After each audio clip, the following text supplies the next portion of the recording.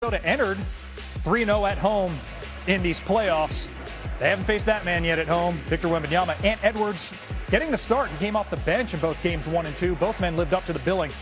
First possession. One of those half dozen times per game you ask, what do you do with that? The answer is not a darn thing. Just lob it in the vicinity. Wemby reverse slam. He's the first player ever through 6 playoff games to average better than 15 points, 5 blocks. He had 5 blocks in this game and scored the team's first 7 points. So, off to a good start. Spurs up 7-1. Game 3 winners and tied best of 7s advanced 73% of the time. So, Ant Edwards knows this is pivotal. And that at the siren to end the first quarter. He had 13 in the first, but T-Wolves down 1 after 1. Julius Randle, though, apparently off his own miss, passed French class. Left-handed slam beats Wemby to the tin. Not many guys do that. Randle had 12. Those allowed us 2. Games tied at the half. Then in the third quarter, it was the summer superhero epic. Alien versus Ant-Man. Wemby went 3 for 5 from 3. We're going to show you all 3 of his threes. Ant Edwards splits the double team, goes glass. He had a team-high 32. Wolves within 5. 2 minutes left in the third. Wemby, they've been physical with him, gets a tough bucket inside, switches hands left to right hand. San Antonio's up 7 as we head to the fourth. And then Wemby caught fire offensively. A barrage à trois. Had the first 7 points for the Spurs, and then he had 16 in the fourth. But Minnesota, they've been terrific in the fourth quarter in these playoffs. Rudy Gobert, second chance bucket, gets the hometown roll. 13-7 for the Stifle Tower. Wolves within 3. 3 minutes to play. Wemby, contested 3 over Gobert. He had 39 with 15 and 5 blocks. If that sounds impressive, it's because it is. Because in NBA playoff history, since blocks became a thing, Big Vic, the 4th player with 35 points, 15 boards, and 5 blocks. The other 3, strap in. Hakeem, who did it 3 times, Shaq did it 3 times, and Kareem Abdul-Jabbar. That's the company. Danny Green, welcome back into SportsCenter. Spurs take a 2-1 series lead. Outstanding game from Victor Wembanyama. This guy lacks precedent. We're also seeing him in road environments in which we've never seen before. Watching Wemby, what did you see? What did you learn in this road win Friday night? I saw a lot of maturity, not just in him, but in his whole group. The ball club was great tonight. They came out with a sense of urgency. They didn't start off slow. He had their first 7 points. I think it was 11-1 to start the game, and they had 18-3. They let him back in there because Minnesota's a good team. They fought, but he didn't settle. He got to the basket. He got closer to the basket. Made a lot of shots there before he started taking his threes. And once he starts knocking down threes, it's a troublesome night. But Rudy, gave him a challenge. He tried to give him as much as he could. But Wemby was just in another zone tonight. He led his team to victory, did what the Stars are supposed to do. And as a young kid who's only been in his 3rd year, I think, and only his first time in the playoffs, he really showed a lot of veteran leadership tonight for that young group. Yeah, it feels like he and the rest of that Spurs team are learning on the fly and passing all of these exams with flying colors. But shifting over to the Minnesota side of this here equation, despite getting 32 from Ant-Man, not to mention that being a team high and the team high 14 boards that he pulled down, what more can Minnesota do to try to get this thing back on track in Game 4?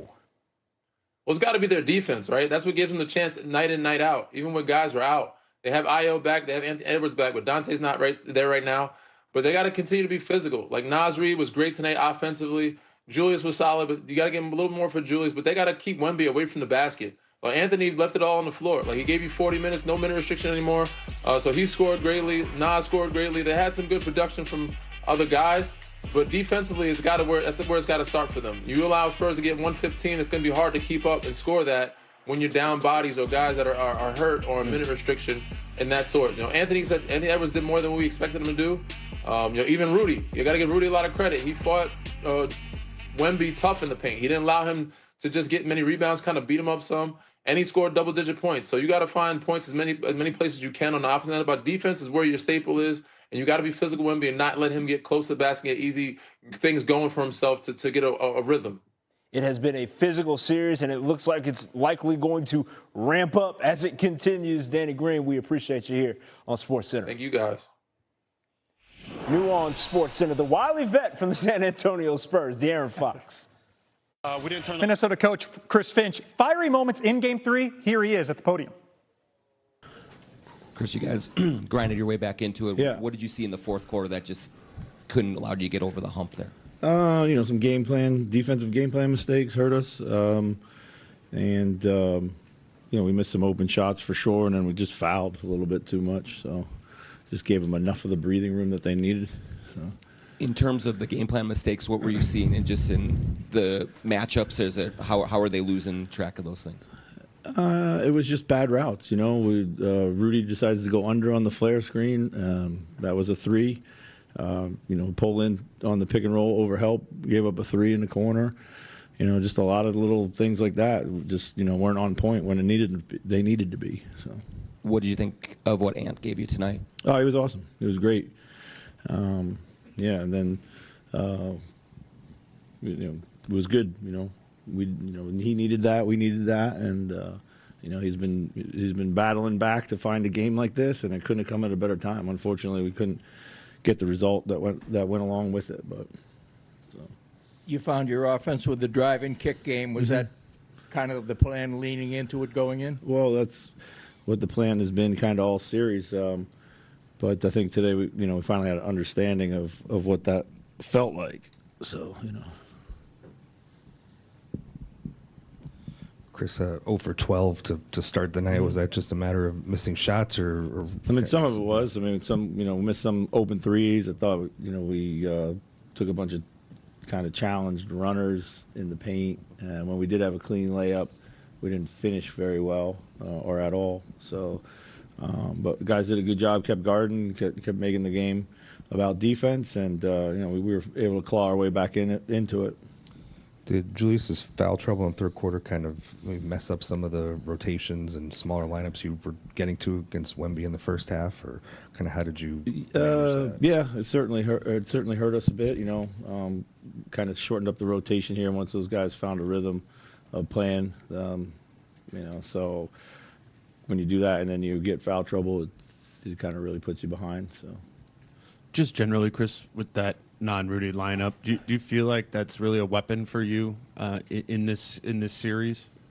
I thought the Rudy lineup's been okay too. So it all depends. I think it's kind of piece by piece, depending on what's going on in the game. I guess the better way to put that would be: do you need to have kind of multiple faces in this? Sure. We've got to be able to guard. We can't expect one person to play 48 minutes and guard them all the whole time. So we got to be able to do different things and be able to, give them different looks, that kind of thing. So. Coach, we seem that we kind of struggled all game to get a stop. Can you hear me? I missed the beginning of your. I said, it seemed that we struggled to get a stop the entire game. What adjustments do we need to make, both offensively and defensively, to even out the series? Well, I kind of disagree. I don't think we struggled to get stops. I think timely stops maybe, but not all game. I thought the game was shooting percentages were pretty low. They had a hot third quarter. That's really kind of where a lot of these shooting percentages that they have may have been elevated. I think they had 6 or 7 threes in the third quarter. So that was about transition, getting matched up early. And as far as adjustments, we'll continue to look at the tape and make those and go forward. But.